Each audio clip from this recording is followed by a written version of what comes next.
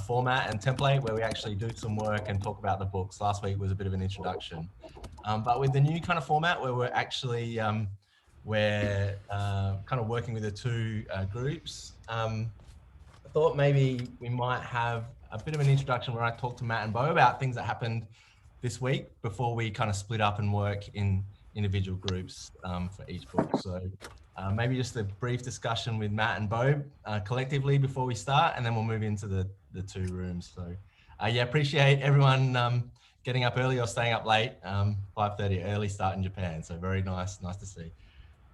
So Matt, yeah, actually want to give a shout out to Bo for the Today I Learned tag. I've been following that on Twitter and they're so inspiring. In fact, I'm gonna talk to my group, the Coil group, about using a hashtag for Today I Learned, and then also maybe even at each meeting this week I learned, because we want to generate that same energy. It's really exciting just seeing so much learning going on, and I know that both groups are learning stuff. It's just that it's kind of nice to see that get turned over in public the way that the Bo has been doing. So woohoo, Today I Learned.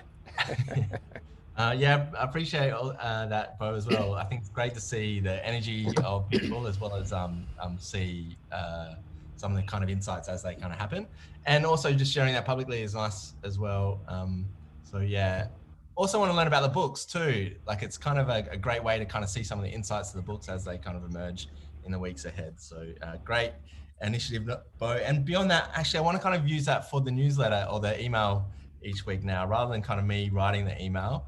I think I'm going to rely on that as a reference point. So if there's, Bo, Matt, I'll talk to you perhaps about that during the week. But if anyone's got any ideas about how to kind of make that a community project and kind of highlight particular things, perhaps that Today I Learned is the way to do it. But yeah, let's talk about that as we go. Matt, how did it go this week? A general reflection. General reflection, yeah. So right out the gate, really strong engagement within the graph. I was so excited to log in the next day. It was like Monday, and I'm seeing people writing reflections and responses to the writing prompts. It's super exciting. Had a minor hiccup. One of my big goals for the Coil group was to help teach everybody some of the really cool stuff you can do with Rome 42. And as you know, there were some sort of Rome syncing issues that unfolded this week. And Rome 42 got connected with those syncing issues for reasons which might be a little too complicated for me to go into here. But the bottom line is that I hopped on a Clubhouse call with Chris, our friend Rome Hacker, and he clarified things, and he's basically reassured me that Rome 42 is safe to use and that we should go ahead and do it. So we're going to move full speed ahead with some Rome 42 like little, I don't know, fancy power user tricks. Some of them are in fact built in to today's graph. So my Coil group, you're gonna see some of the sort of very entry level cool stuff you can do with Rome 42. So yeah, I mean that's what's on that. Those are the things that were on the top of my mind, and just generally just appreciation for the level of enthusiasm and energy. Oh, here's one thing. Sorry. I do want to mention this to everybody. Some of you guys may have noticed that the little built-in emoji feature for our Rome graphs was broken and not always working, and that when you bullet click on when you right click on the bullet menu, there's usually an apply reaction or add reaction feature, and that stopped working for a while, but it's been restored. And the reason why that's exciting to me is that it's kind of useful and fun on a multiplayer graph, whether it's the Coil graph or the Aaron's graph or whatever. But B, I've been in some behind the scenes chats with Dharam Karpila. I hope I'm pronouncing his name right. The developer responsible for the browser app called the Rome Portal. And he's working on some tie-ins that will allow us to use the Rome Portal to do searches through a multiplayer graph based on emoticons, so that we can maybe use the emoticons to sort of crowdsource and surface things that lots of people found interesting or provocative. So that's on the horizon. We're hoping to get Dharam to come and speak next week, and of course, if possible, we'll get him to speak independently to both groups or just to all of us at the same time. So yeah, that's my update. That sounds great, Matt. Yeah, I'm keen to get Darren back. I spoke to him this week as well, and it looks as though that's going to be some really fun updates. So perhaps that's something we do all together at the start next week, because I think it's relevant to both. I might just show people how to use the emojis while we're here, just so people aren't confused at all. Can people see my screen there? Is that a yes? Yes. Yes, we can see it. Okay. So why isn't maybe I have to actually update to the latest version. Maybe that's first place to start.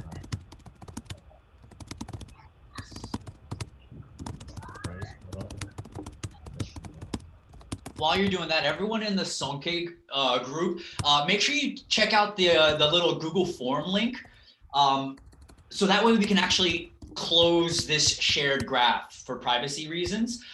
Go ahead and fill that out, put in your email address, and then what we want to do is we really want to just cut the 2,000 or 2,500 people that signed up and cut it down to the people that are actually participating.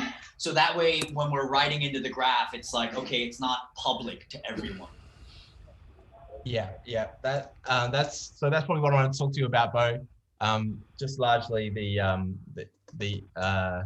issues this week. Big apologies. That there's clearly like a lot going on with that many people getting into the graph at once. So that made it a little bit hard this week. But yeah, let's find a way to kind of make it work where we actually don't have perhaps the large group altogether, which will be the kind of point there. So yeah, let's work on that. Okay, so let's just, sorry, I'll get this. So just for those that haven't used reactions before, it's just a matter of clicking on the bullet and then add reaction, and then you can kind of add thumbs up. So you just have to update to the latest version of Roam, which will make that possible. So to do that, you just got to go click on the 3 bullet ellipsis and then check for updates. So please update first, and then emojis will work as normal. And it's really useful, as Matt says, for the kind of interactions on the shared graph. It's probably the main use case that we have, and I might have to get rid of that. So Bo, quickly over to you.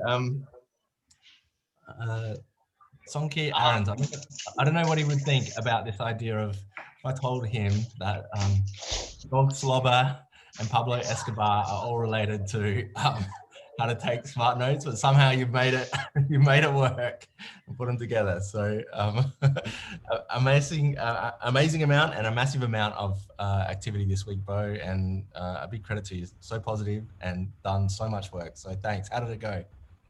For me, it's just, I'm just blown away at how like, listen, I didn't do anything. All I did was give the gentlest nudge to people. And I mean, it's like a wildfire. I mean, if you haven't already, like, read what everyone has been writing. It's so, it's moving. It's transformative. It's like, this is why we're all together like this. This is why this is all sort of like come to fruition. And it's just, I'm blown away just to be able to be a part of this. And, you know, it's the daily writing. It's that habit. And yeah, I mean, the biggest takeaways for me this week is just that how it doesn't take much for us to really just dive into something.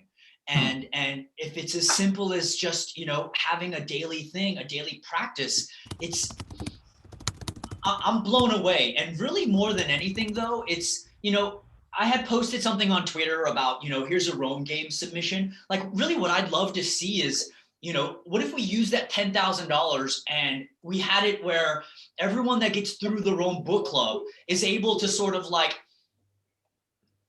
buy their friends and family's way in for 6 weeks. Do you know what I mean? Because that way it's like, we need this to spread.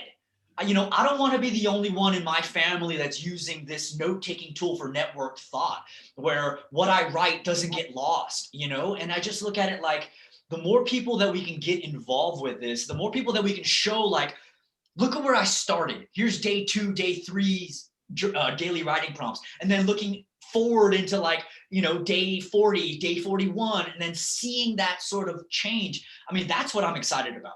And it's been exhausting.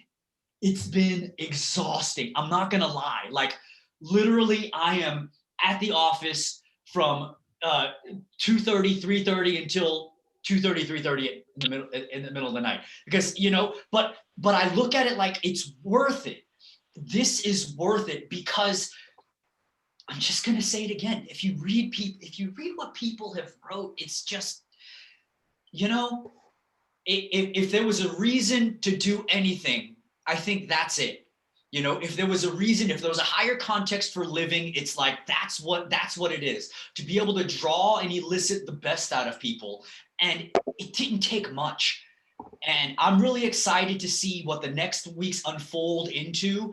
And, you know, this first week was all about, you know, setting the intentions and putting the stakes in the ground. But now we're going to start getting into the how to do everything. And it's just, I'm excited, because then all those things that you've been working on this week are going to start clicking into place. And those aha moments are like, that's why we have the timestamp before we indent. That's why we sort of organize things in this way. This is why he's making me write for paragraph on paragraph on paragraph. Like, it's all going to start clicking, and I'm excited to see what that looks like in week 2, in week 3, in week 4.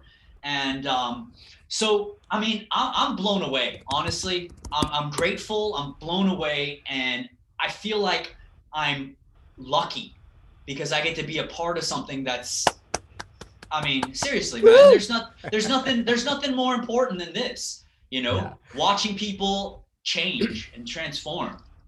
Yeah, I mean, you cover a lot of good points there. I like the idea of using Rome. I think I've said before, it's like a 100-year conversation with your family. Imagine being able to look through not only photos of your parents and grandparents and great-grandparents, but some of the things they thought and explored through their life. So like the idea of that. And yes, I saw your thing on Twitter when I woke up this morning. And yeah, I agree. I'm not sure the message has landed for everyone yet, but this feels to me like a very powerful way to learn Rome and a use case for onboarding. So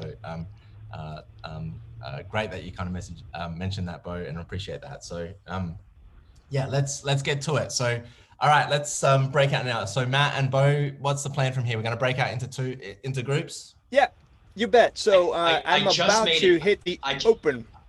Okay. Oh, what's up? You said you weren't able to do the breakout rooms, right? I ended up. Oh, we got some behind the scenes communication going on here. Did you make the rooms, Bo? I did name them. I named them. Yeah. If you take a look, I named them all. Oh, okay. Oh,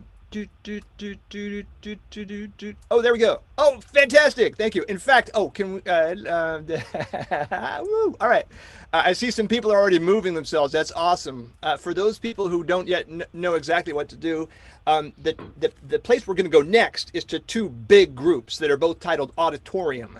And if you go down to the little icon for breakout rooms at the lower window of your Zoom, you'll see the top 2 groups are named Sonke's Group Auditorium and Coyle's Group Auditorium. That's where we're going to start. You see a bunch of other groups there. We're going to use those later, and I will actually tell you about those small cohort rooms as soon as we are in our auditorium. But from here, guys, we're just splitting up into a group led by Bo and a group led by me. So everybody who's hearing me speak right now, ideally, is choosing to go with Bo. What's that? Based on their book. So if you're reading How to Take Smart, exactly, based on your book. Thank you. If you're in there, if you're reading How to Take Smart Notes, go to that auditorium. If you're reading the Cultured Code, go to the Coyle Auditorium.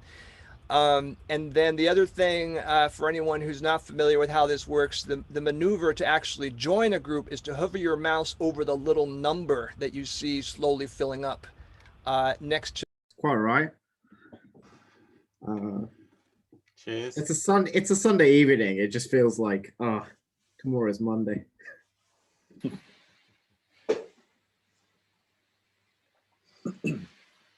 Ooh, Hello. early in Japan. Hey. Hello. Hey, Bo. Hey, Bo. I am recording, by the way. Uh-oh. Hello. That's a good thing. That's a good thing. I am recording, because last week we weren't able to have it recorded. So this week I did want to really get into that. Okay.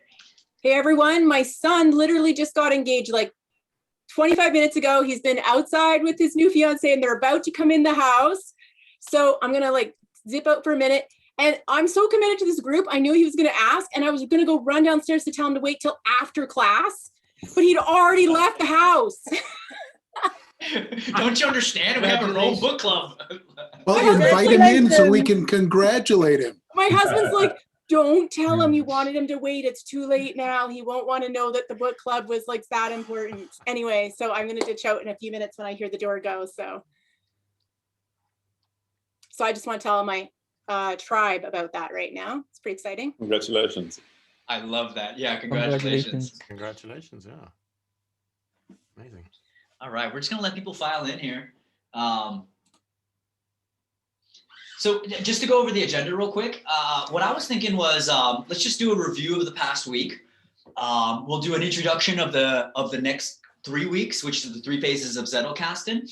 And then I want to tell a story about the soup story. And then what I'd like to do is I'd like to open it up for participation.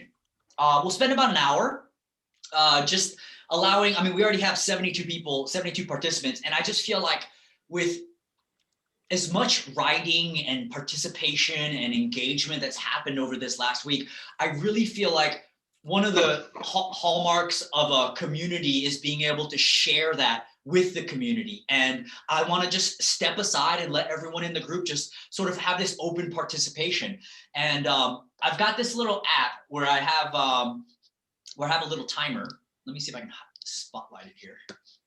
And so basically just, if we just keep the shares to about 3 minutes, you'll have a little timer that'll pop up. And that way everyone has a chance to speak, and I really feel like that's one of the most important things with this live session. And I know, some people are going to be watching back through afterwards because they can't make it to the live session, but I do want to sort of emphasize how important it is to sort of share what we're learning along the way, and to really say it in I statements, and really just track that growth over time. And we got about 76 people here. Let me just double check something real quick.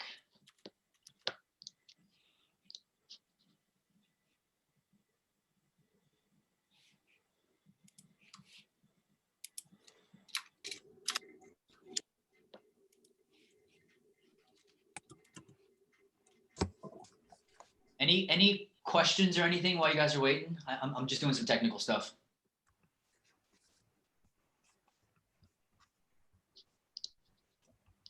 I know everyone's been saying this on Twitter, but I'd love for everyone to just like clap for Bo. Like seriously, I've been in a lot of classes and nothing like this. So like, honestly, I'll unmute. Everyone unmute and like, let's just clap. Thank you. Thank you. Thank you. Thank you. Dude, so this is what you want, right? We're all in this together, we're all in this together. And yeah, it's exciting. You're gonna make me cry, dude. Stop it. Let's see. The timer is not working for some reason. Let me see if I can pin it. There it goes. The timer's coming up. Does everyone see the timer? Yay. No? Let me see. No. Let me see if I can highlight this. Remove pin. Let's go back to gallery view. Just so I can get this all set up before I dive in here. Sorry, everyone. Oh, there it goes. Let me see if I can spotlight this. It's not letting me spotlight it.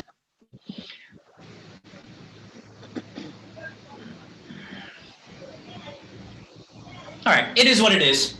We do have a little timer here.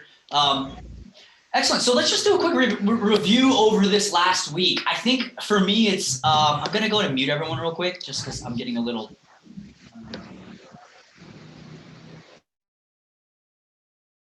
Unmute. Okay. So yeah, I just want to do a quick review over this week. And I feel like, all of this is preparation more than anything. And the biggest thing I wanted to focus on is just how much work we've already done together. And each of those pieces are starting to fit together. I mean, the hardest part about all of this is actually the writing and actually opening up Rome, opening up that tab, letting it load up, and then writing. And I'm proud of everyone. And it's just, that's the biggest sort of obstacle. And once we got over that, it was then about, okay, well, what's so significant about Rome in all of this? And I feel like that's what sort of day 5 and day 6 was really, day 6 and day 7 was really touching upon, is the power of how this technology allows us to write so freely, which is going to be super helpful when we start going into the fleeting notes, because that's all about the writing.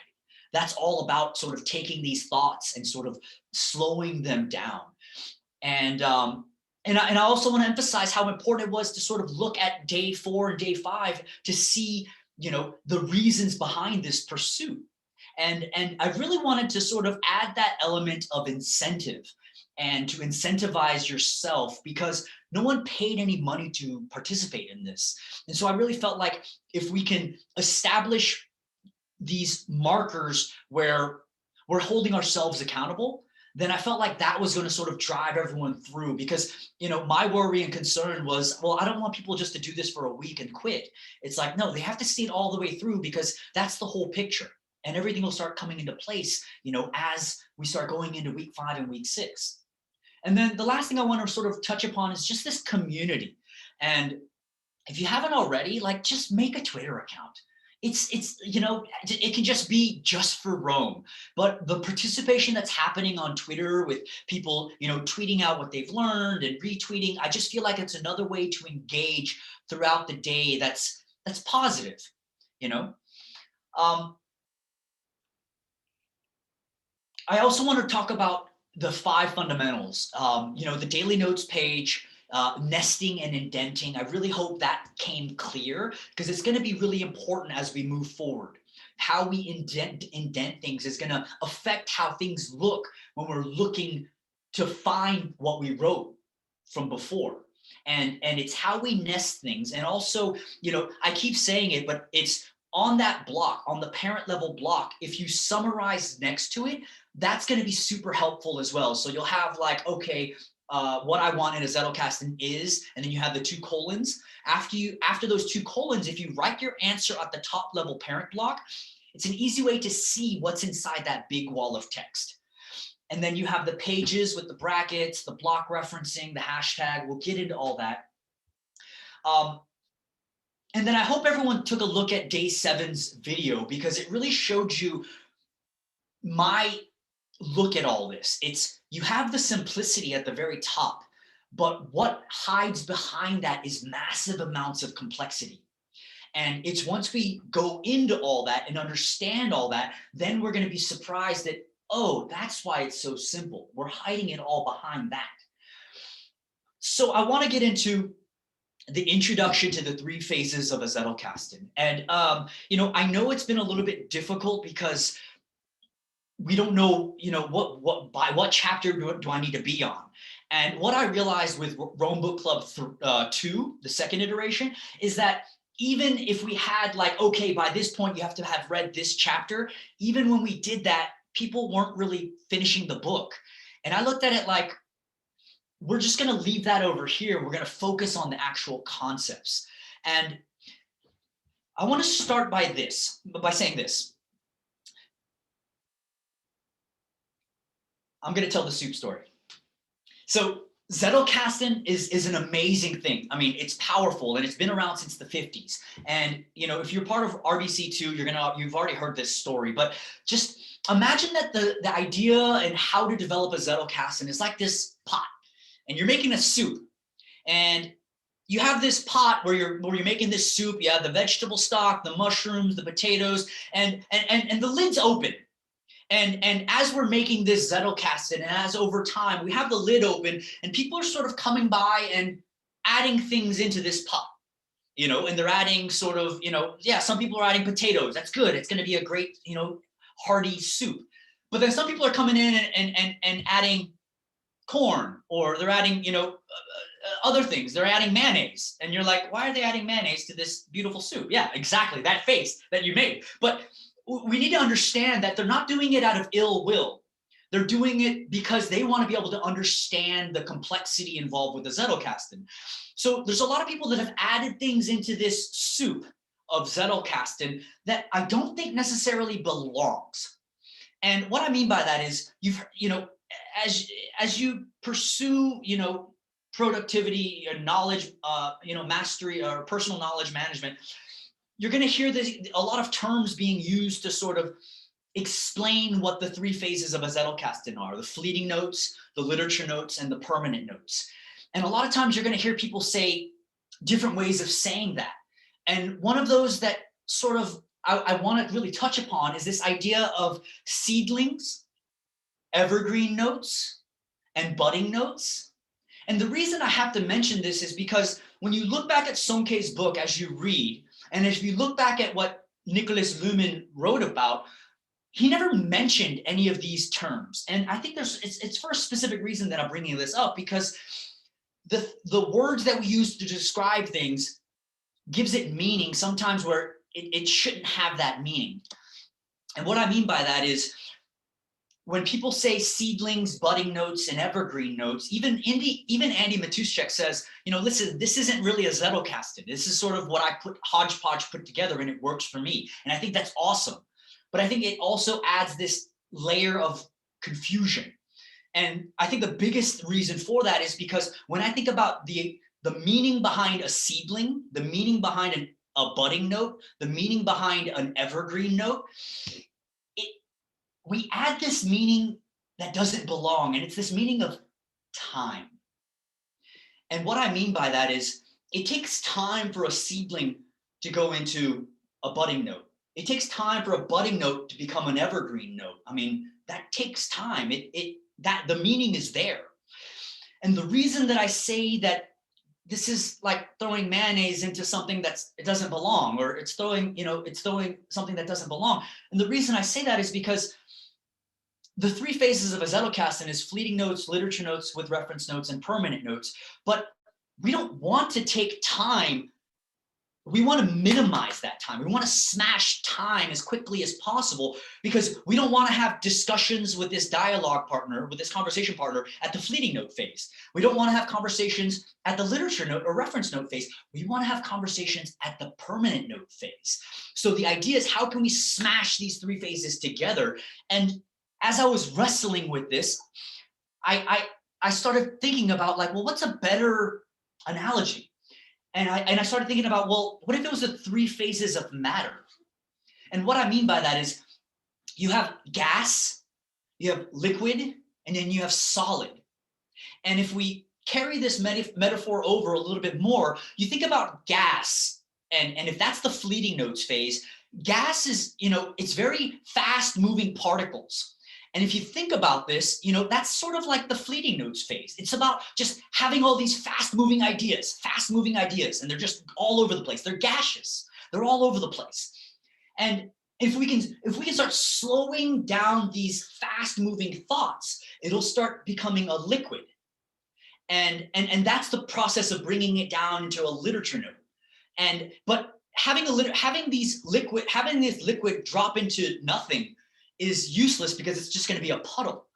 Now, what if the idea of a reference note or the bibliography or the source material, what if that was a container to capture this liquid of slowed down gaseous thoughts?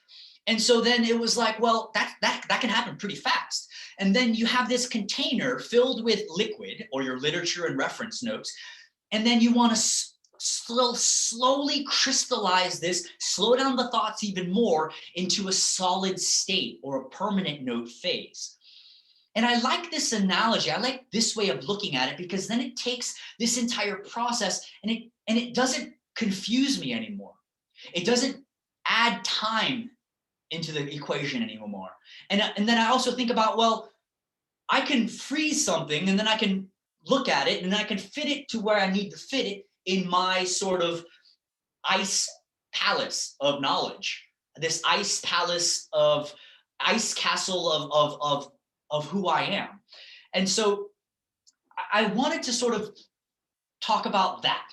And this next week, we're going to start going into the fleeting notes phase. And if we equate the fleeting notes phase as these fast moving thoughts, I think it's okay just to let these fast moving thoughts be fast moving. And if we've practiced the writing in Rome with sort of the nesting and the indentions, what happens is we're able to sort of capture these fleeting, fast-moving ideas in Rome. And that's what this next week is going to be about. And that's the soup story. That's the introduction to the 3 phases. And I think I want to move into just, I want to move into just open participation. And we're just going to switch gears here now. And really what I want to do is I want to just open it up to everyone in this. We have 80 participants at the moment. And I really want to just allow this space where we can share what we're learning. Like, you don't have to, I don't want to hear the thanks, good job, Bo. It's like, I don't need an attaboy.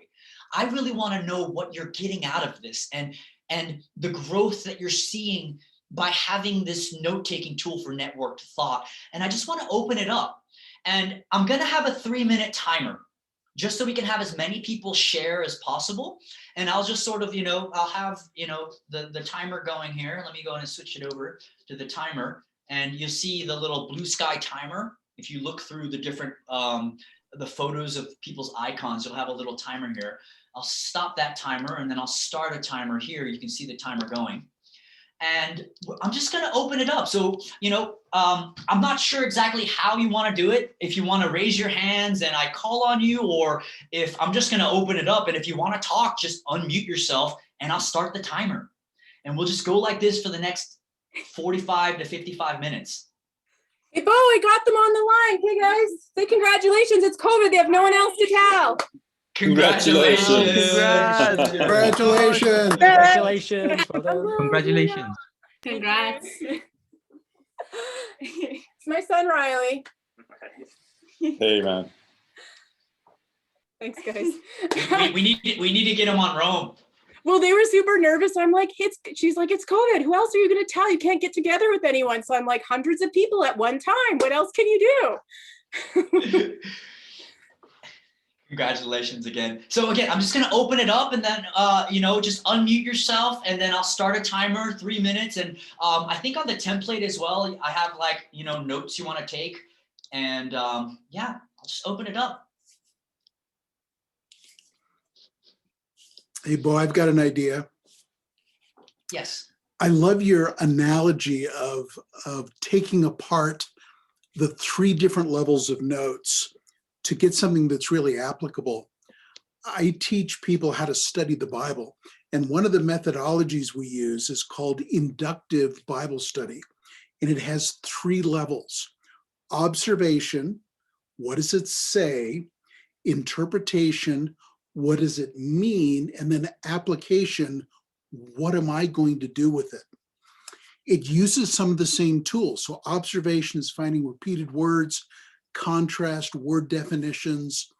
Interpretation is the hermeneutics. What does it mean? So you have to look at the historical background for context. But application is, all of this is great and academic. How am I going to change my life based on what I've just studied? And that's what the permanent note is. That's where you say something that is very crystallized and solid, but it's also very personalized as well. That's it, 3 minutes. You've got another 2 minutes. But if you want to stop, I'll stop the timer. Well, the first part is easy. Observation is easy. There's some skills involved, but it's easy to collect that data. Interpretation is hard because you can go in different directions, but it requires more mature skills. Application, like you say, is the thing that we sometimes don't do. It's like the liquid pouring into a pool, but not into a container. And without the application, it doesn't make a difference in one's own life.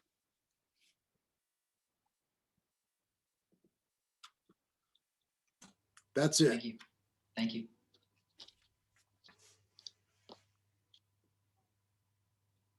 Again, if you want to, yeah, go ahead.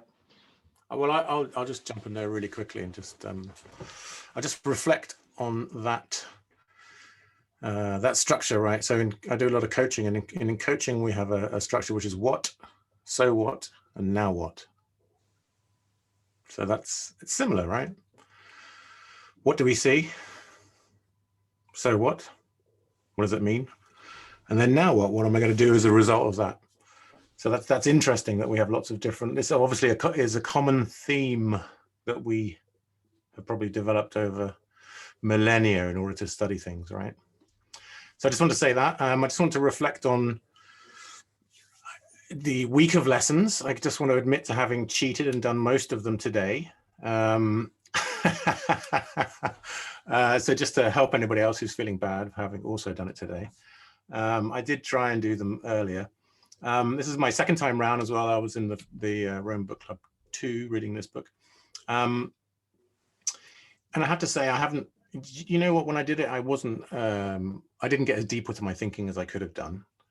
I read yours, Bo, and you obviously did. And I kind of felt slightly bad about the fact that I hadn't got as deep as I could have done after reading yours, right? I was like, wow. And I checked out a few other people as well, and they'd done the same. But, the important thing for me is just getting the habit, just getting into it, right? Just doing the habit, just doing it. The rest of it, the deep reflection, I'm sure will come. So I, just share that with everybody else. Just keep doing it, right? That's all I've got to say, really. Thanks. Thank you. Hello, everyone. This is Brother Spirit checking in from Plum Village in France. Thank you so much, Bo. Thank you, everybody, for this incredible opportunity. It's proving really, very fun, and I'm learning a lot. I just wanted to ask a question to Bo, but also maybe to anybody who has insight into this. I've been using Rome on and off for quite a while, I guess about 9 months, and at some point I just stopped using it because I just felt my nature is already quite chaotic in a sense, and so I followed the initial advice of kind of coming on board in Rome, which is just throw things in there, structure will emerge, like you don't need to know how anything links to anything, things will happen serendipitously and it'll all be fine. But I had this feeling that like notes were just disappearing into the void, and I have no idea like if I'll ever see them again. Because I'm a bit inconsistent with, I tried several different systems for like tagging stuff, which tags, which metadata. And so I have a whole jumble of stuff in there. Anyway, I'm really looking forward in this course to kind of developing a more robust system, and I think that's going to happen. But okay, here's the question, core question, which I still have, and I've watched a lot of videos about this, and I'm getting a bit more insight into it. But basically the question is to indent or not to indent. Like when you're writing, in the process of writing, when you're in the flow, how do you make that decision? Like, of course, if it's a list, okay, they're all siblings, right? So that's fine. Indent, and then everything's at the same level if it's a list. But if it's not, like sometimes it's not clear to me. And I checked out some of your writing, Bo, and I see like it's almost like every next sentence is indented under the previous one. So I'm just wondering, like, how do you make that decision? Are you consistent, inconsistent? Does it matter?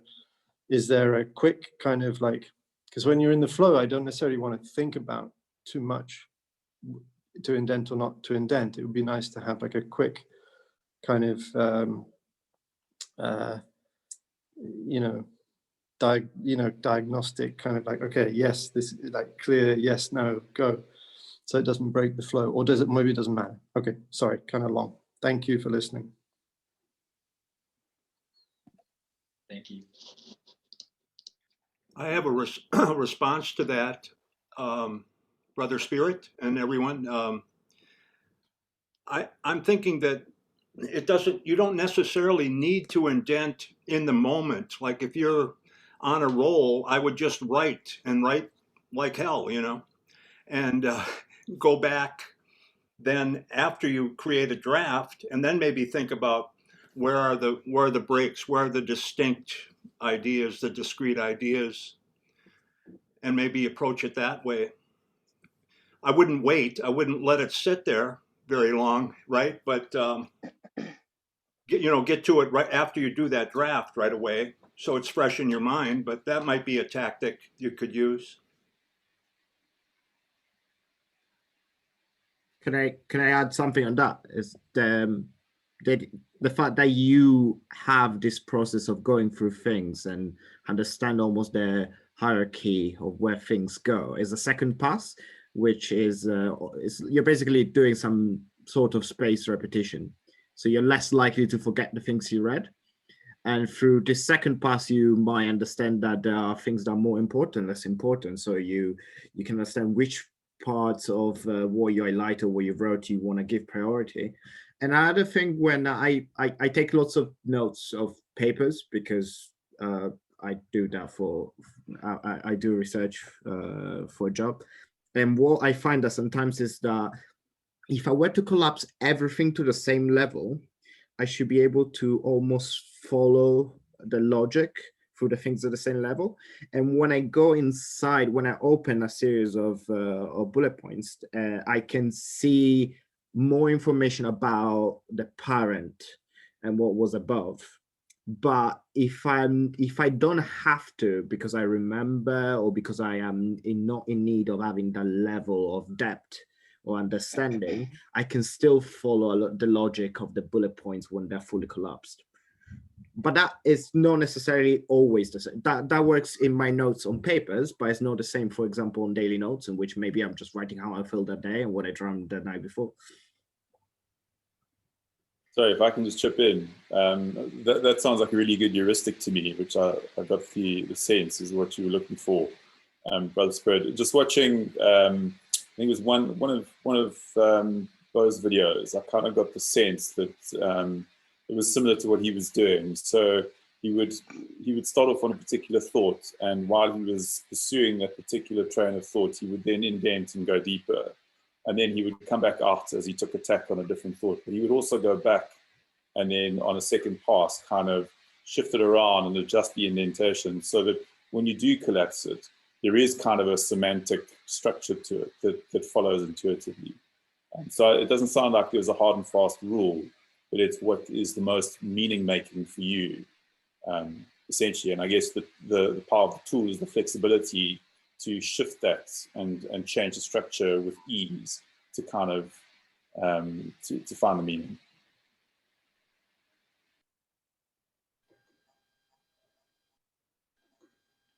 Yeah, can I say something on that?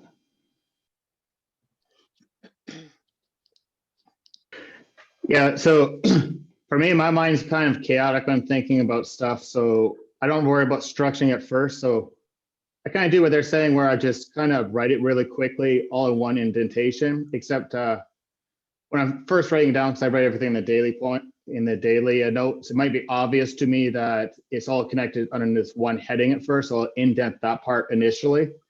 And then I start jotting it down, because a lot of times as I'm building my ideas and going down, there'll be other ideas. And if I start trying to indent them, then later on, I'm trying to unindent everything and it becomes a confusing mess for me. So for me, I keep it kind of all in one indentation level under the first one. And then I kind of jot everything down. I don't worry about structuring or anything. And then later on in the day when I have time to reflect, because when I'm writing my notes, I'm kind of under pressure where I have to get it down now, and I'm probably in a split second have to go take care of something else. So I just jot it down, kind of like if you think about your desk, I kind of think of it as sticky notes all over the place. I just put it down there. Then later on, I'm like, okay, I want this one in this order, this order, this order. Then I kind of organize it. And from there, I kind of structure it so it's like a stairwell where it kind of starts interconnecting itself. I don't know if that makes sense, but that's kind of how I look at it. Yeah, if I may add to that, I think that's also my experience with indentation. Like I've found that I don't get it like when I write immediately, and when I start reading what I'm writing, then I kind of play with the order so that it makes more sense. And about my also personal experience with this whole thing of Zettelkasten and how to take smart notes, I recently also figured that it's really more about learning, or it's just another way of learning. it's more about how we learn than how we actually write. It has really nothing almost to do with writing, or yeah, very little, because when I tried it, and I saw your video about, I put it in the chat, really excellent video with Robert, where you explain this in details in Rome. And I tried it, and it was like a wow moment in my head, because it takes so much effort to, when it comes to the permanence, like what is that permanent note that you're going to put in relation to all your other notes, and where you would put it, and how to create that story that you call between your permanent notes. And what I found also in the book, they refer to basically the idea that the way we learn is we learn better and we remember things more when we connect ideas together, rather than just learning discrete ideas. And this whole thing for me was like a wow, if like moment, like I feel like I should, why nobody talks about this, you know? And I think this has a lot of, like, if you read a book and you implement this, I mean, I cannot even imagine what would happen because yeah, it has huge potential. I'm super excited about that, but this is really what I found very interesting. I find a lot of it depends how you kind of process information too. Like,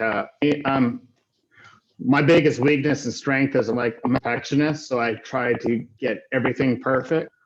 But when I was first trying to do the Zettelkasten and I started doing that, I just spend more time to figure out, okay, do I indent this, then I fix this, and I'd be spending all this time. And when I should have had my notes, like say, like way further, I wasted all this time because I was trying to get it perfect. What I needed to do is just kind of the very, I guess, the parent bullet level, and just like, okay, this goes under here, jot it down. This goes over here, jot it down, and then later on fine tune it.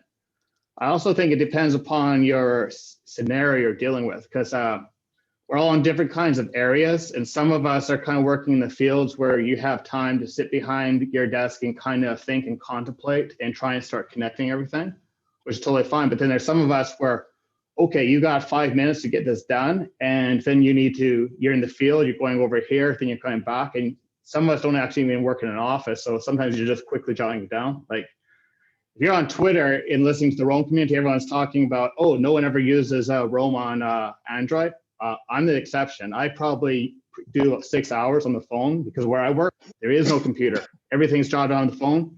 So when I'm in the field, I treat my phone just like an outliner. I'm not really using the full functionality of Roam. I'm just kind of jotting down quickly. Then when I get home from my PC, then I'll be like, oh, okay, this can be connected here, this, and then I start seeing it. I also think it depends how you think. Like, I used to use Notion a long time ago, and I noticed that there's two types of people that I've ran into when it comes to note taking, where you're that organized, structured person where, I guess you guys can't see anything, but if you're the person that has that desk where everything's got that folder, it's got this nice spot, you got the pencil holder, you got the eraser right there, you got that structured mindset, or maybe as you're going, you can think to put right over here or here. I'm that person where I got this pile of textbooks and modules over here. I got paper over here, I guess. But if anyone touches it, it screws it up for me, because in my head, I can relate where everything is. So I'm kind of that sticky note person. And that's where Roam works for me, because I'm the guy with the sticky notes, so later on connects all those strings to everything. And I'm like, oh, I see all the connections now. And that's why Roam appealed to me. And the Zettelkasten method that we're seeing too. Thank you. I just want to keep everyone focused here as well. Really, it's what over this last week of writing in Roam and writing things down, like I really just want to open it up to, we have 80 participants here. I just want to make sure that everyone has a chance to speak. And yeah, especially from people that we haven't necessarily heard from.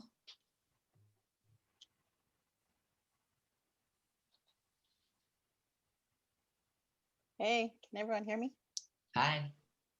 Hi, can you hear me? Okay, yeah, so my name is Martha.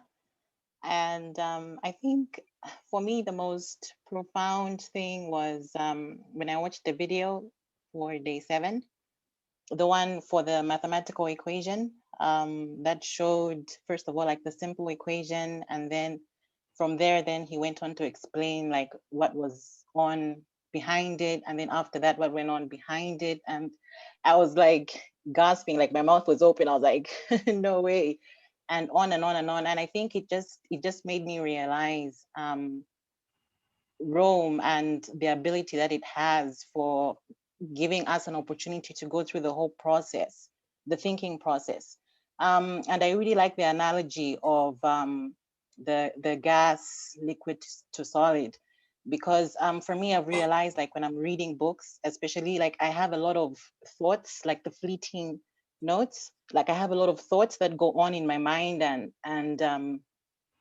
capturing those thoughts, I think, with Rome, I think what that does is that it liberates you to capture all those thoughts. And then from there, then you can go ahead and process that into the liquid. And then from then you can go on and process that into permanent. So I think for me, just the whole idea of process, and in that with Rome, and then also the Zettelkasten, and just the whole methodology of from fleeting to literature and to permanent notes, is that you're able to do that. And I found that when it comes to taking notes with other tools and with other apps, it's like you don't necessarily have the opportunity to do that. But I think for me, that's really what stood out to me. Yeah, so I think just the process, I think, for me. If I may, Bo, I'll take 2 minutes. I took about a minute to address. You're good. Yeah, go. But yeah, regarding the terms and the so-called rules, right? I think that, it's great to learn all these rules, and I'm learning a lot, through this process. But once you learn them, they're made to be broken. And as far as the seedling, budding, evergreen versus gas, liquid, solid, and the seedling, yeah, I guess I already did that group, and there's others, right?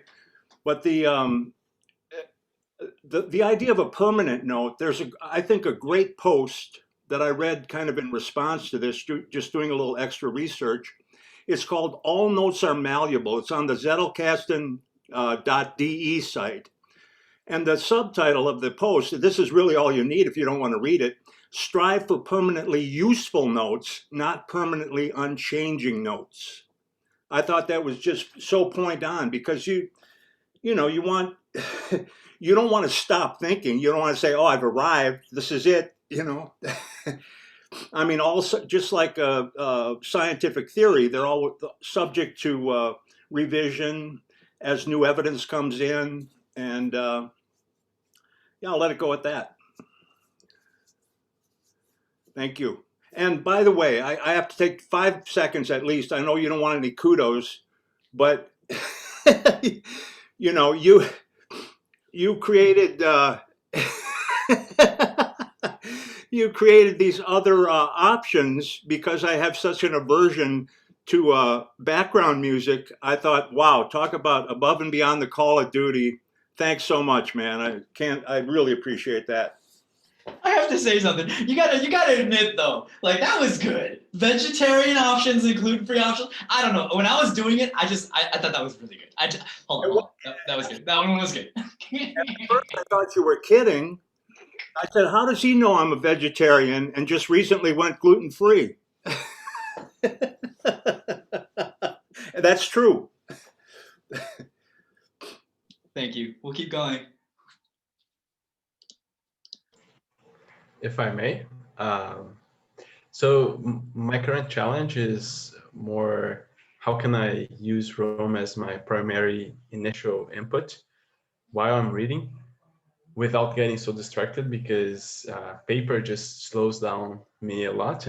And as Martha was saying, mind goes crazy, and then the gases start,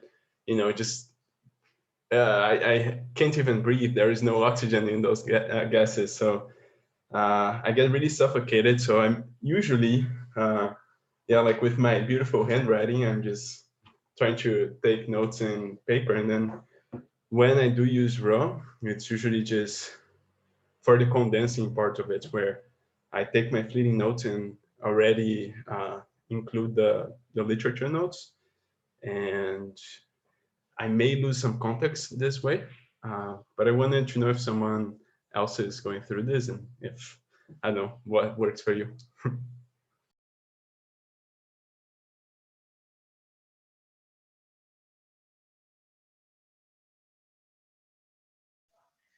I've actually hacked this with by using a Remarkable. So I'm very much the same. Like the idea of typing while I'm reading, I find very difficult. It really breaks this flow. And I feel like I'm switching context and suddenly I'm using a screen when I really just want to be reading a book. And so with the Remarkable, you can then, I then copy and it convert my writing to text and send it to my email. And then I just copy and paste it into my Roam. And to kind of, because I'm also doing the same thing. I feel like sometimes I'm almost capturing literature notes and then sometimes I'm kind of riffing off myself. And what I've done to break those into two different pieces is I use like all caps when it's like more literature style. And then when I start doing like something that's a little bit more like fleeting and have an idea coming, then I just use like regular writing. And then even when I copy it over, I even have this like break between those two different types of notes that come up when I'm reading. It's a bit of an investment, but I found it to be really nice dumb tech to kind of keep you focused when you're reading.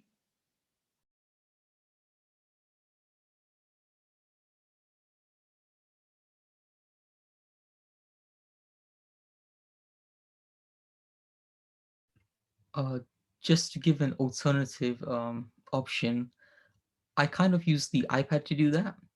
So I tend to have to read a lot of PDFs and stuff. So I just prefer putting it into Notability, just annotating it. That way I don't have to copy out the sentences or the equations and stuff, and I can just annotate it, and then I can sync it to my Mac, take screenshots, and just summarize those things from there. So that way, if I need it, I've got the context indented below my top level summary. That usually helps me. I'm not sure if it will work in your context, but. And what Notes app is that you use on your iPad? Notability.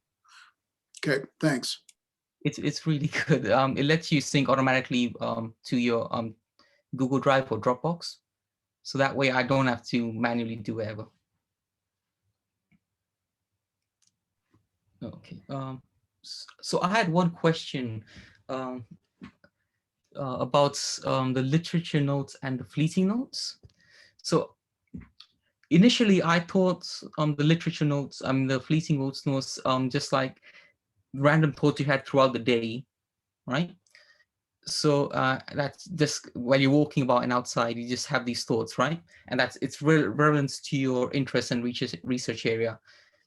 And literature notes would purely the notes you take from the readings that you do. But oftentimes, what happens when I'm reading literature is I somehow get an idea for something that isn't directly related to what I'm reading, but is inspired by it. So I'm not too sure like how to differentiate that information from the literature notes, because right now it's they tend to get mixed up. So have you guys come across this issue where you've had to separate those two out? Like how have you created markers or like identified markers for those two? That's it.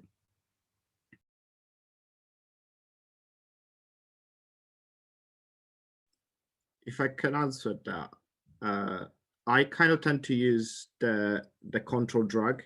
So like I highlight a lot on my laptop or whatever I'm using to read, whether it's Kindle or other things, and then I put the quote, the highlight into my literature notes, and then you can just drag and drop it into your fleeting note. So you got the connection to the section that stimulated a specific thought, and then just below you can indenting below it, you can say like a dependent on this section, I thought these things, and you start writing. And the advantage of doing that is that whenever you look at your highlight later on, you're going to see a number on the side which tells you how many blocks have been connected to it, or in how many places that block has been referenced. And when you press it, you're going to see also what was the comment that was added below. So that is one way to, for example, use indentation in a smart way, if you want to say it that way. Yeah. So we have another I would say another 15 to 20 minutes here. And I guess the question that I want to ask, especially people that haven't really said anything up to this point, what have you confronted on this last week in regards to like yourself and seeing like, oh, this is like, I'm confronting this. I haven't looked at this in a while. It's like, oh, wow, I'm confronted with this obstacle, this personal obstacle, or this has been difficult for me, or this is what I'm learning, or something along those lines. Yeah, I'll say something on that, Bo. Yeah. For me, it's, you know, I participate in Rome Book Club 2, the same book, and I'm coming back to it in 3 because this book it's very important to me. I really think that the concept resonates, but I'm trying to do multiple things all at once. I'm trying to learn the concept of the book and the Zettelkasten and applying that. I'm trying to learn how to use Rome. I've been a member for months, but this is where I'm really diving in and applying a more regular process. And then third, here in the club is learning how to participate in a shared graph, which is a skill in and of itself. So I appreciate the lessons and the methodical approach you've been doing. I'm a few days behind, but it's really helping to just kind of do all of these things at once, these 3 things at once in a methodical way. So I'm getting a lot out of that. Thank you. Yeah, I can also jump in. I'm new to the community and just Rome. I've just been here for a couple of months so far. And so I feel like I'm jumping a little bit into the deep end as well. And I think one of the challenges I'm having is, I think Rome's has just been a great painkiller in terms of helping me to consolidate all of my thoughts in a centralized location. And being that repository has been super helpful in just knowing that my thoughts are kind of all housed in one unique spot. One question I have, or like a challenge that I'm still struggling with, is how to find better connections between the different thoughts I have. I don't tend to really look back at Rome as much as I would like to, or like historical notes. So wondering if there's ways or best practices towards this, or better ways, yes, to just like connect ideas together and kind of have them flow more organically versus like having to actually like go through and sift through all of my different information to see like where's my subject line and stuff like that.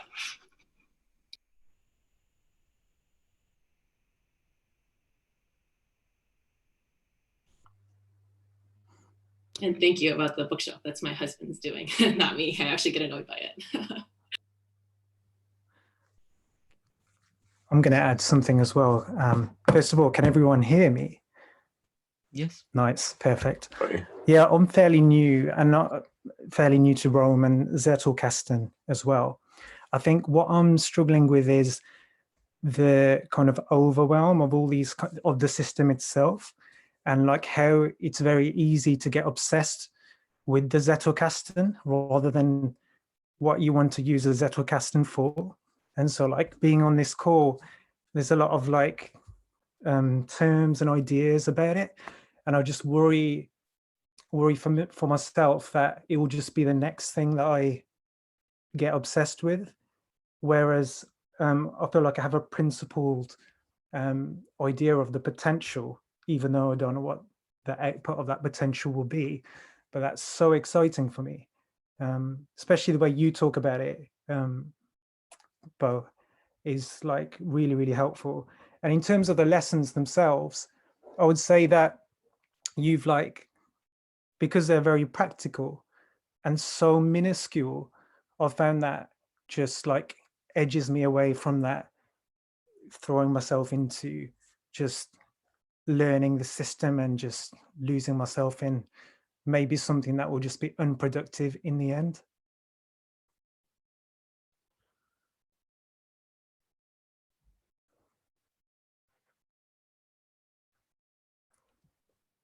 And I guess to chime in on that, one of the big things that stressed me out recently was when Andy Matushak, he tweeted that the best thinkers he know don't take a bunch of notes.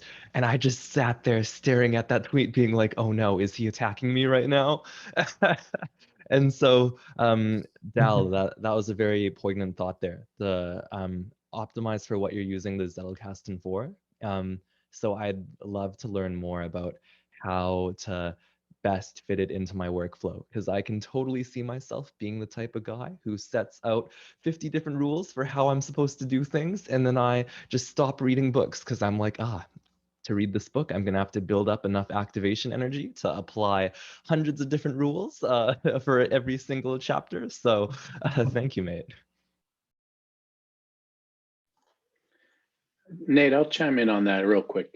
This is a discussion that came up on Monday when we were doing a bit of some of the live reading, is being selective about what you take notes on. You know, I know when I do highlights in Kindle, you know, finding myself highlighting everything, and at some point it's like, what's the point? What am I? It's too much. So when you're deciding what to end up with on a permanent note with, what you're going to create a permanent note from, you really want to be selective and maybe think about, you know, if you're reading an article, maybe it's just one note for the article. If you're reading a book, maybe it's one note for a chapter, you know, and as you work through it, you figure out what your takeaway is going to be, your cadence. But, you know, I'm doing it because if I read a book afterwards, I want to be able to go back and look. It's like, what did I get out of that book? What did it mean to me? And then I can look at my notes and what did I take away? But yeah, just be selective.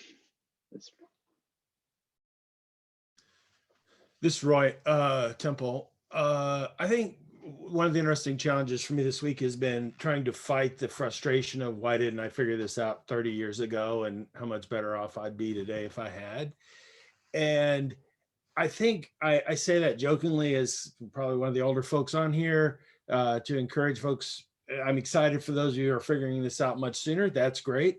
But I think it also applies to, is my system perfect? If you're, and what I've tried to adapt as a mentality is, I'm working to make this system a little bit better. And, you know, in Sanke's book, he says, you know, you don't have to go back and start from the beginning, just start from where you are and go forward. And then the stuff that needs to be brought in can come in.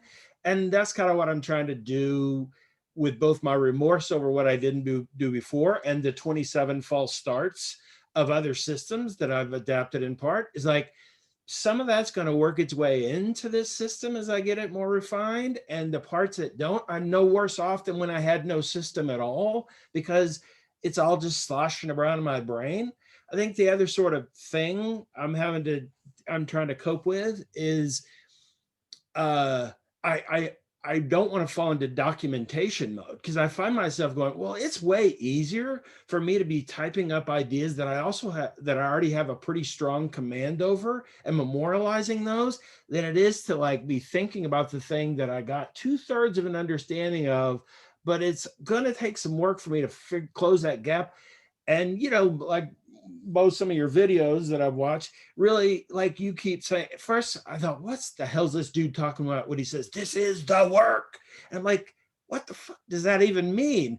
And then I realized it is actually quite literally the work. What does this connect to?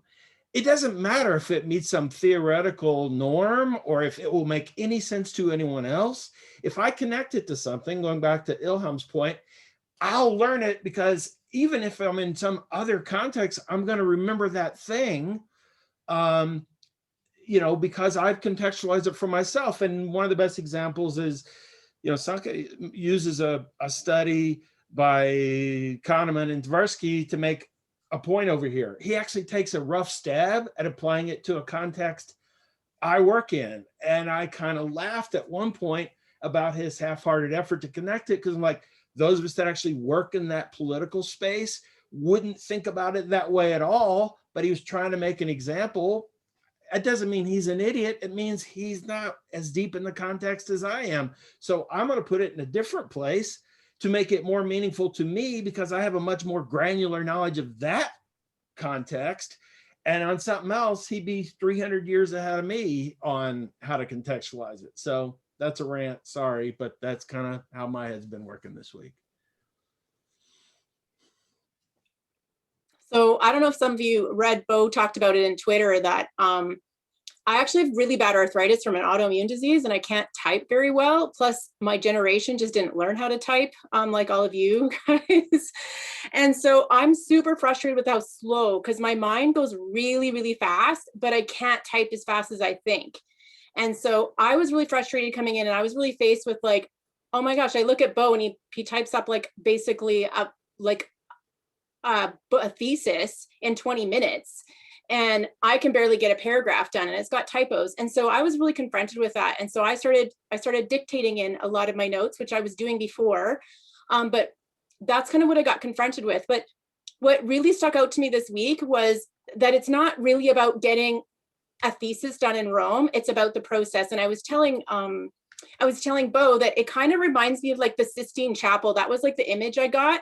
And so I don't know if any of you have been in the Sistine Chapel in the Vatican, but like you've all seen the David scene where God and David are touching at their fingers.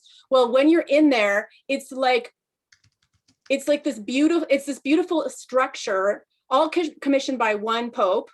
So like in a way, we're the commissioner, and then we're like commissioning all this artwork.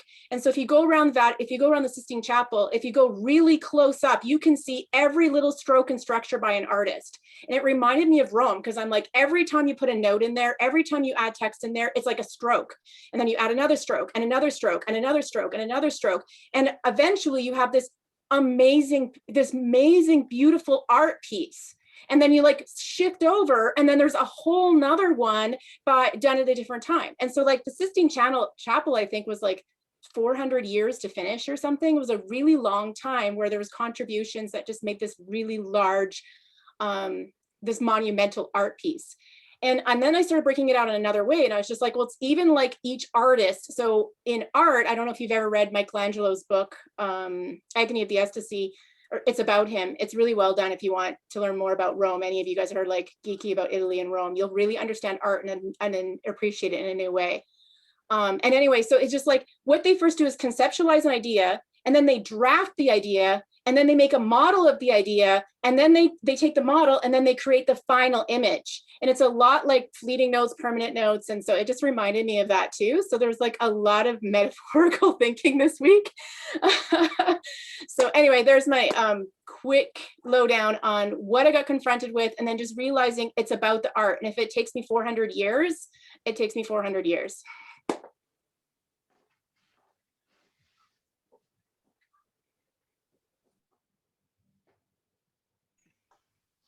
Just to add to that, I also realized something pretty important about how I was using Rome to basically store all the reading I was doing.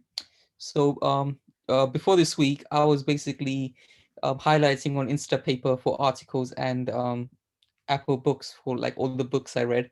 And I would basically take the highlights, tweak them up a little bit, and then like sync them. Actually, I would sync them over to Rome, and then I'll tweak them a bit, and then file them on the different tags.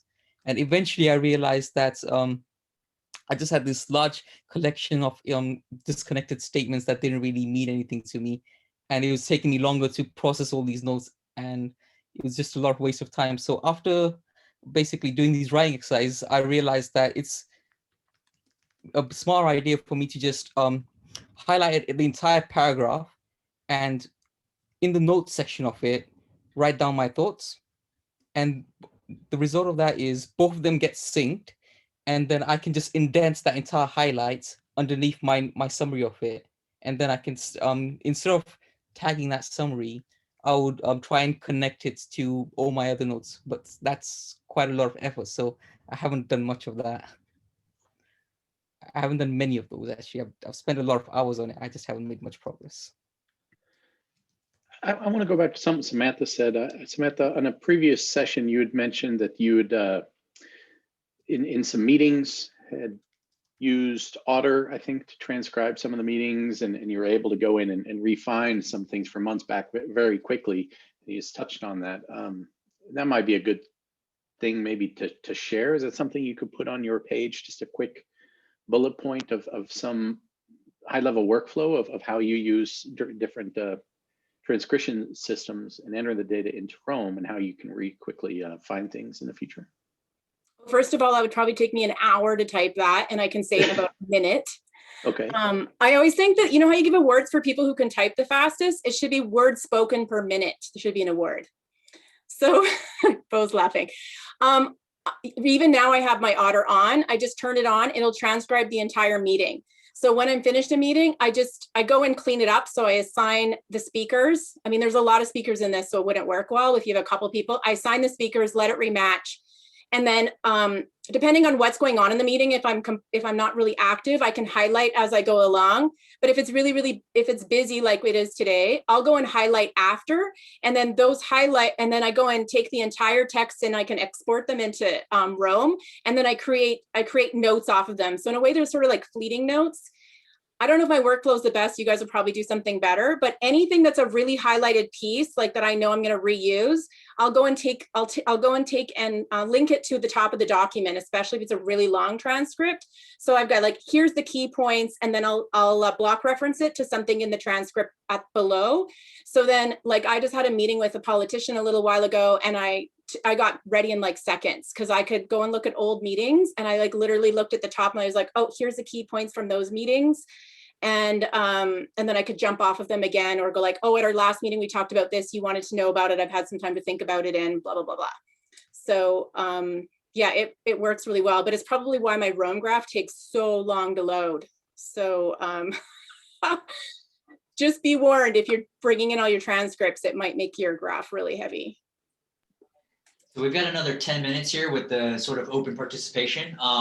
Yeah, just anyone that hasn't spoken yet, if you want to check in with the group, really just unmute yourself. I'm not really doing the hand raising thing right now. It's just there's so much going on. But if you want to just unmute yourself and just check in with everyone here. I can go. Yeah. Hey, everyone. Alan from Santa Cruz, California. It's great to see everyone here. Let's see. I'm trying to stay focused on like what has been challenging or what's been confronting. And some of the things I've been noticing is the writing part, getting stuff out is not really that much of a challenge for me. I can sit down and just do that for hours. Easy to get in a flow that way. And it's been interesting. What I've noticed about that is I can get in this kind of loop where things get a little bit more, if I'm trying to explain something to myself, it starts with a firm grasp. And as I go on, it kind of loops back around. I'm starting to say the same thing in different words, much of the time in much more sort of poetic and much more abstract language. The other part that has been really tough to just see for myself, like, whoa, I can get better at that, is it's not the problem with the output. It's like looking at the output and saying, okay, the top level summary, how do I do that? What am I really trying to say here? That's been really challenging, and it's going to be fun to learn how to do that, because it's also, I can see, you know, that all of this is just fractals. So it's getting that, it's going to be a big part of practicing. That's going to be a big part of having a robust and interconnected Zettelkasten for me. I'd like to join in if I can.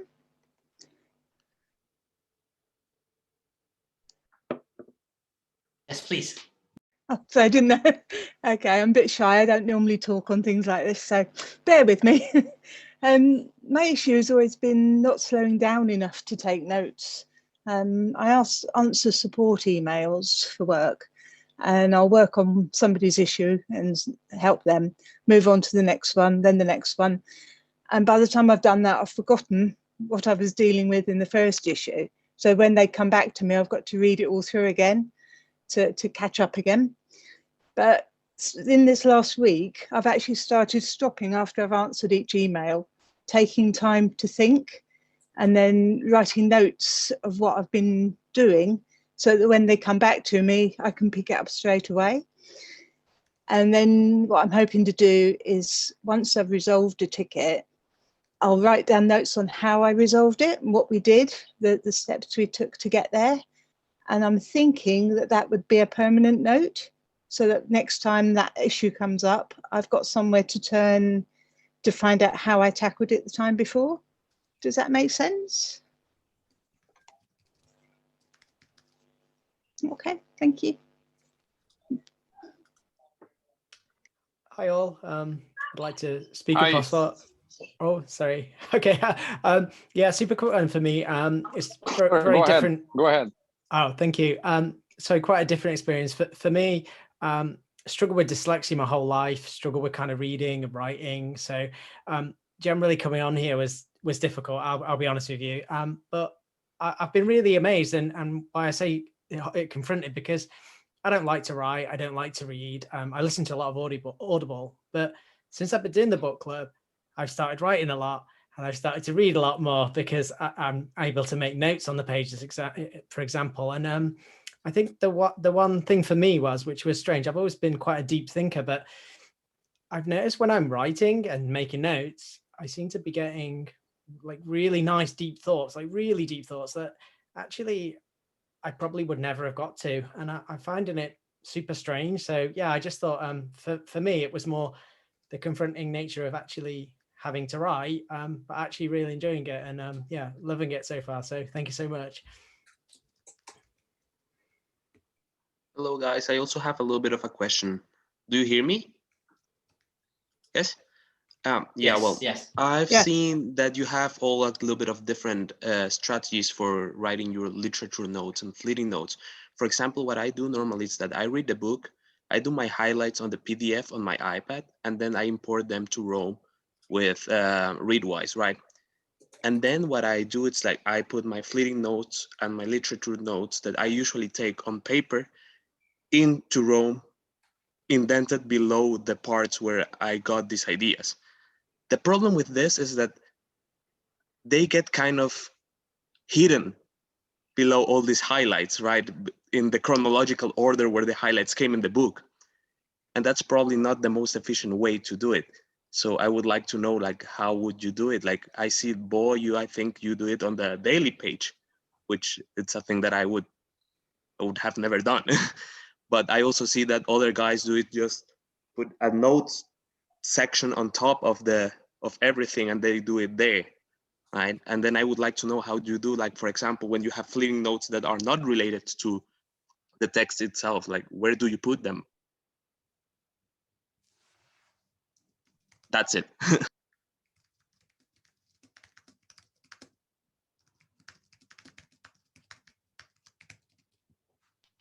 about another 5 minutes here.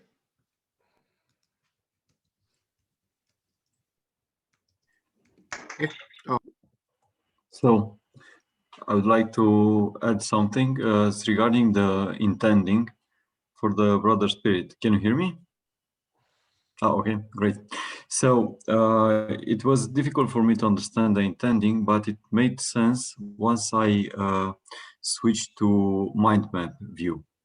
So there is an option also, it's in JavaScript, to view your text as mind map. So yeah, if as a mind map your text makes sense, then your intending is the right way. So maybe that can help. And regarding these days, was very helpful the walkthrough.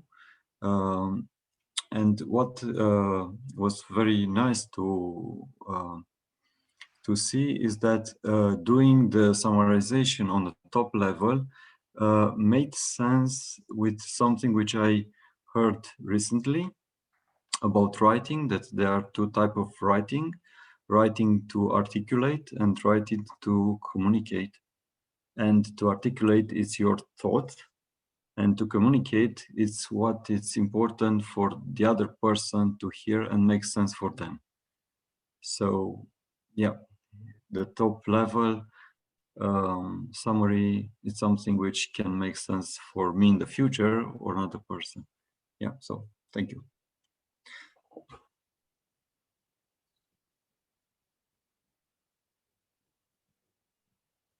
We got time for one more before we jump over to the writing exercise. Hi there. Can we all like wave and I'll screen record and then we can put it on Twitter. Sorry, go ahead. Hold on one second. I gotta. So we're doing a screenshot? Oh, hold on a second. Are we all waving? Well, I'm trying to get my QuickTime going here, but it's being fuzzy. Ah. No? Yeah? No? Well, maybe someone else has to do it. It's like Can someone give a screenshot? Is well, someone no, gonna I'm get the trying to screenshot? I'm trying to screen record, and it's just like being ridiculous. Is someone screen recording? Oh yeah, we're gonna be screen recording anyway. Yeah. I'll just do like a smaller one. Okay, shift Rodrigo. over. So whoever's recording, can you shift the screen over so we can see everybody, and then we'll record. So record this, and then it'll record the shift over of all the people on. There we go. All right. Awesome. All right, then you can clip that and put it on Twitter. And tag us. Rodrigo, I think you were the last one. Yes, nice. Oh, so I think the two advices that have been helped me a lot. It is raising the bar for the things that I consume, and lower the bar for the things that I write, at least in the beginning, because I think it is it's helping me to going through the whole system. And another thing is like, don't try to be perfect on your system, because if you're not ashamed enough to show your system to somebody, maybe it will stop to work, because it has been helping me to not try to perfect things all the way, because the only sure that I have is that there will be difference in next month, and it's different already from the previous month. So I think thinking this way is it's helping me a lot. Anyway. Sorry for the kids. Okay. So it's I just want to stop here real quick, and so we're gonna go ahead and jump into the writing exercise here. We've got probably another like 15. Like we're just basically gonna end the meeting from moving forward. So when you're done with your writing exercises, we're done, right? But I just want to say that it's scientifically proven that when you set a goal, right, or a target, and you start making progress on that, the dopaminergic systems in your brain start releasing dopamine, and that's saying, good job, good job, good job. You're doing something, you're on progress, you're on track. And I think some of that is going to be seen maybe later. And so what I'd really like to do is just, the prompt is already there. My biggest takeaway from this last week was, but I also want everyone to just think about celebrating that you've made it past the first 7 days, and then also celebrating that you could be writing this to your future self as well.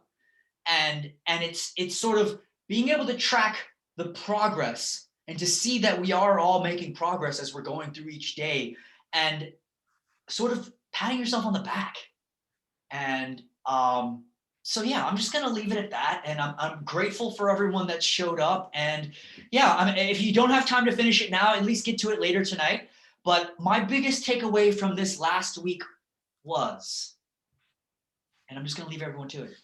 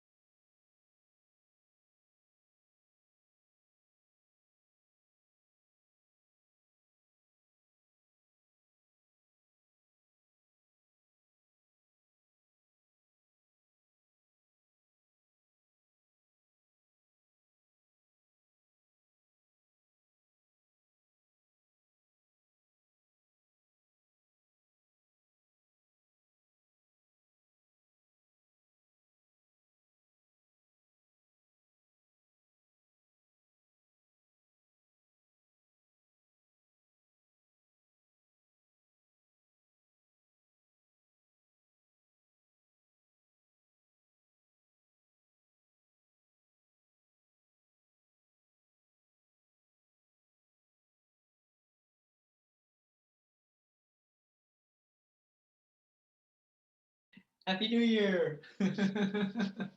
Thank you, everybody. Yeah, I have to reset and get ready for tomorrow's daily lesson. I have to have that up by 5 hours, 6 hours. So I'm gonna work ahead of me. In the meantime, I'll watch the Super Bowl maybe in the background. Thank you to everybody, and I will see you all next week. If you have any questions, shoot me a DM on Twitter or, yeah, awesome. Thank you again, everyone. Bye.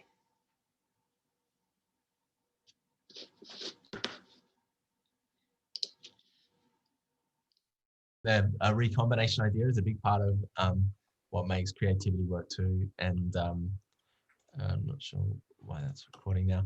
I think actually the breakout, Bose must have closed the breakouts.